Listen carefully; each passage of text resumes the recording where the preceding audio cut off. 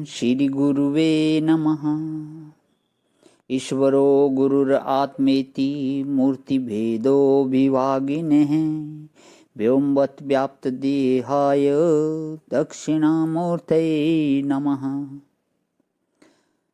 इसका भावार्थ हुआ कि ईश्वर, गुरु और आत्मा तीनों मूर्तियों में प्रतीत होने पर भी वे एक ही हैं। जैसे घटाकाश, मठाकाश और महाकाश एक शुद्ध आकाश ही है।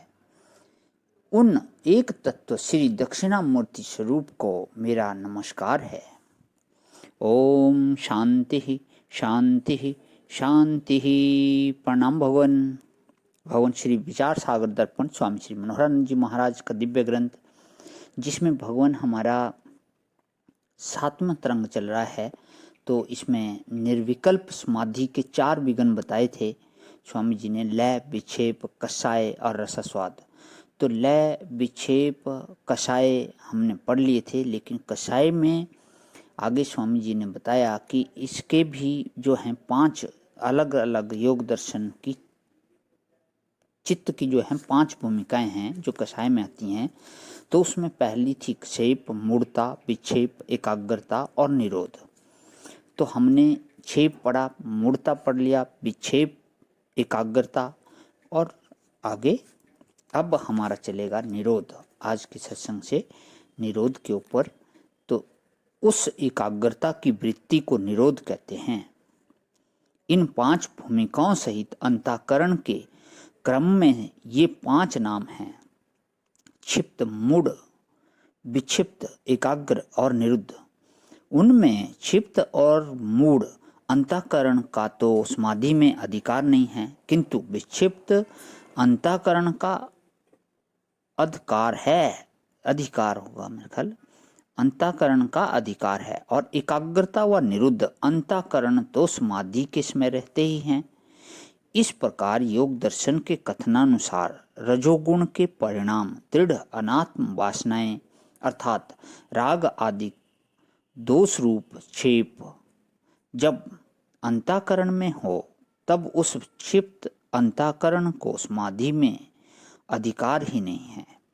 फिर राग आदि दोष रूप कषाय को समाधि का विघ्न कैसे कहा जा सकता है? क्योंकि जैसे जिस पुरुष को राजा के पास जाने का अधिकार हो, उसके लिए तो यह कहा जा सकता है कि द्वारपाल ने उसके जाने में विघ्न डाला, किंतु जिसको वहां जाने का अधिकार ही नहीं है, उसके लिए द्वारपाल विघ्न रूप कैसे बन सकता है?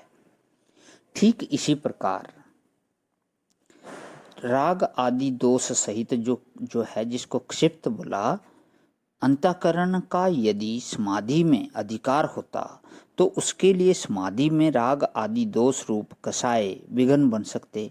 किंतु जब क्षिप्त यानी कि राग आदि दोष सहित अंतःकरण का समाधि में अधिकार ही नहीं है, तो फिर उसके लिए राग आदि दोष रूप कषाय समाधि के विघ्न कैसे बन सकते हैं? उसका उत्तर यह है कि राग आदि दोष 3 प्रकार के हैं: उद्युक्त, आशारूप और वासना रूप। उद्युक्त बाह्य प्रवृत्ति के हेतु स्त्री, पुत्र, धन आदि जिनके विषय वर्तमान हों, वे उद्युक्त या बाह्य राग आदि कहलाते हैं। आशारूप भूत अथवा भावी का चिंतन रूप जो मनोराज्य है, उसे आशारूप अथवा अंतराग आदि कहते हैं। नंबर 3 वासना रूप, जन्मांतरों में पूर्व अनुभव किए हुए जो राग आदि हैं, उनके संस्कार वासना रूप राग आदि कहलाते हैं। इन 3 प्रकार राग आदिक दोषों में से पहले के 2 राग आदिक दोष उद्युक्त व आशा रूप क्षेप कहलाते हैं, और अंतिम तीसरा वासना रूप राग आदि दोष कषाय कहलाता है। इसलिए ना तो क्षिप्त अंतःकरण का समाधि में अधिकार है और ना ही क्षेप यानी कि उद्युक्त व आशा रूप राग आदि दोषों को समाधि का विघ्न ही माना जाता है। किंतु वासना रूप राग आदि दोष जो विक्षिप्त आदि अंतःकरण में भी रहते हैं, क्योंकि जब तक अंतःकरण रहता है तब तक राग द्वेष आदि को सूक्ष्म संस्कार यानी कि कषाय तो रहते ही हैं, किंतु उन वासना रूप राग द्वेषादिकों में भी उद्युक्त संस्कार समाधि के विरोधी हैं, ना कि अनुद्युत अप्रकट संस्कार। विक्षेप और कसाय में यह भेद है। बाह्य विषयाकार वृत्ति को विक्षेप कहते हैं और योगी के प्रयत्न से वृत्ति अंतर्मुख होने पर भी जिन राग आदि को की उद्युक्त संस्कारों से रुक जाए, अर्थात ब्रह्म को विषय ना कर सके, उन्हें कसाय कहते हैं। अंतःकरण समाधि में प्रवृत्त योगी को यदि राग द्वेष आदिकों के संस्कारों की प्रकटता हो तो उसी समय विषयों में दोष दृष्टि करके दबा देना चाहिए। प्रणाम भगवान। ओम शांति शांति शांति।